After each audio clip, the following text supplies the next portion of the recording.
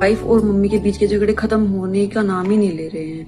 Mummy को समझाने जाता हूँ कि आप ऐसा मत बोला करो, मत कहा करो, उसको बुरा लगेगा। तो वो बोलती है कि शादी के बाद तो अपनी बीवी का ही हो गया है, मेरा बेटा तो रहा ही नहीं।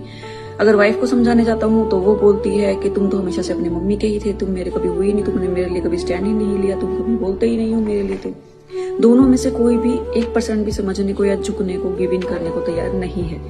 बट दोनों की अपनी ईगो है, दोनों का अपना स्टैंड है। हो सकता है वो दोनों अपनी जगह सही भी हों, पर वो दोनों के इस झगड़े के बीच में मेरा क्या हाल हो रहा है वो कोई भी समझने की कोशिश नहीं कर रहा है। ना वाइफ समझती है, ना माँ समझती है कि तुम्हारी वजह से मेरे काम के ऊपर कितना असर पड़ रहा है, मेरी मेंटल हेल्थ के ऊपर कितना असर पड़ रहा है। काम से थककर इंसान घर आने की सोचता है, घर आने की भागता है। मैं काम पर ही इस चीज में प्रेशर में आ जाता हूँ कि घर जाते ही आज कोई नया झगड़ा होगा, किसको सुनूंगा, किसको समझाऊंगा। एट दी एंड मेरी ही नींद चली जाती है, मैं ही सो नहीं पा रहा हूँ, मेरी ही भूख भाग गई है, मेरा ही मूड लो रहने लगा है।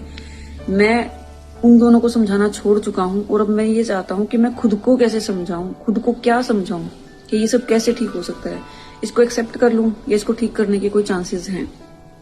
सो आप लोगों को क्या लगता है कितने % मेल्स इस सिचुएशन से गुजर रहे हैं?